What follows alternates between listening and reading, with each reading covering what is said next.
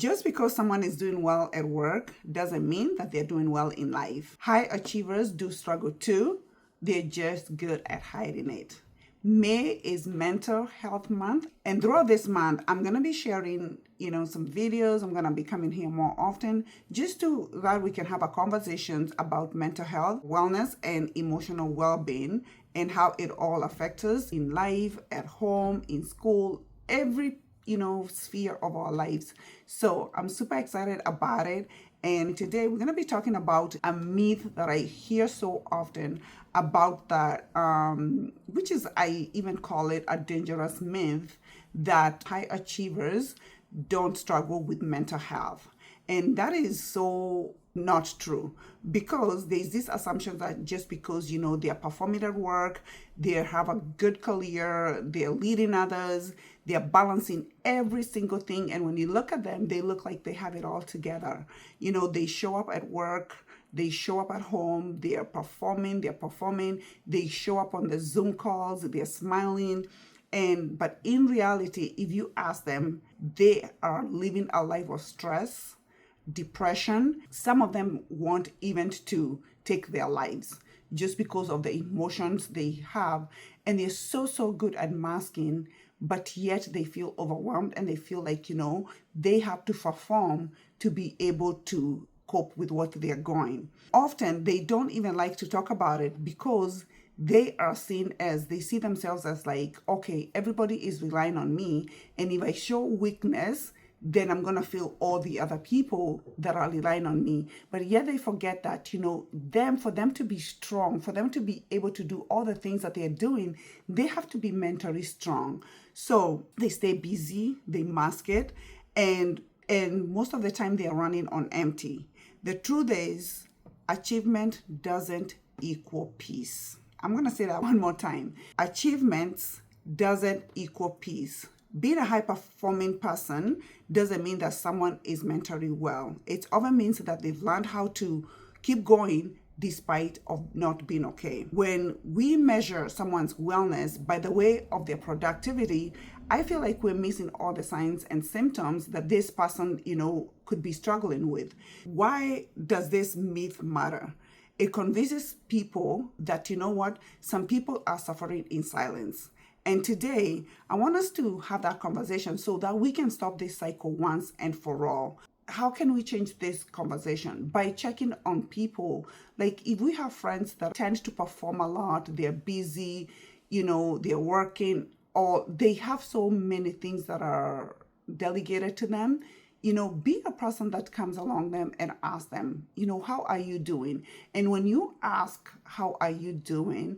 Don't just ask, how are you doing? Just ask, how are you really doing?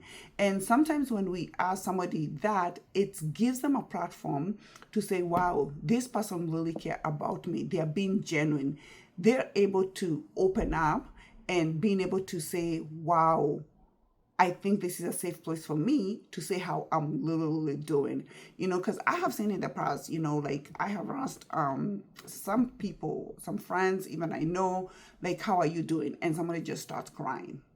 And you're like, whoa, I didn't see that coming. But it's because they haven't been asked before, how are they doing? And now they feel like, wow, somebody really cares. And they have said, I'm barely making it. And here I am going to work, being a mom, being a dad, doing all the things, but yet I'm crashing inside. And they just want to just crawl under, and they want to even stop performing, but they know that's the way they have learned or convinced themselves that that's the only way that they can be able to do, because that's the only way they know how.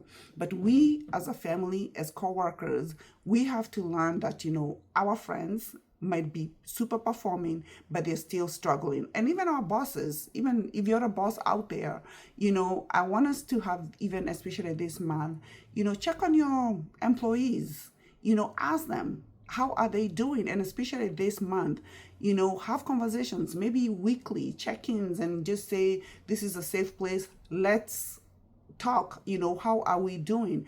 Are you being overwhelmed at work? And most of the times, what I see is that people are even scared to say they are not doing well, because most people, they are afraid that their jobs are going to be replaced, or their bosses are going to find out, like, or think like, okay, I cannot do my job well because maybe I'm not mentally doing well. So bosses out there, let's make our employees better people by checking on them and just letting them know that when they are open, or when they say that they're not doing well mentally, it doesn't mean that they're going to lose their job, but it means that, you know what, just because you have spoken up, it makes, that burden that has just been relieved, it makes you feel like, whoa, I have a safe place to talk, and they can even perform better without feeling like they're going to lose their job, and they can be able to come out there and say, today I'm not doing well. Today, this is not the day, but I'm going to do my best to do my job today, but this is not the day. If you're a boss, listen up and give your employees a break. When we find, that there's high performance, when they find out that you are able to talk to them, you're able to listen, you're listening, you're not looking to fix anything. They're just looking for a safe place. So as we continue this month, I'm super excited, to have this conversation. Let me know in the comment, are you yourself a high performer where you're working and working and working and performing in all things, but yet you are failing, mentally, or do you know anybody who is going through this? Or can you think about somebody who you might think, how is so and so doing? Let's start a conversation this month, or just today. Let me know in the comment, are you a high performer who is going through stuff and you wish there was somebody who can encourage you? Or do you know anybody that could use your listening ear, or you being a safe place for them? Let me know in the comment, and I'm looking forward to this month where we can just start a conversation and making mental health issues a way of life. Just because people are in silence, they're walking in silence, doesn't mean that they're not suffering.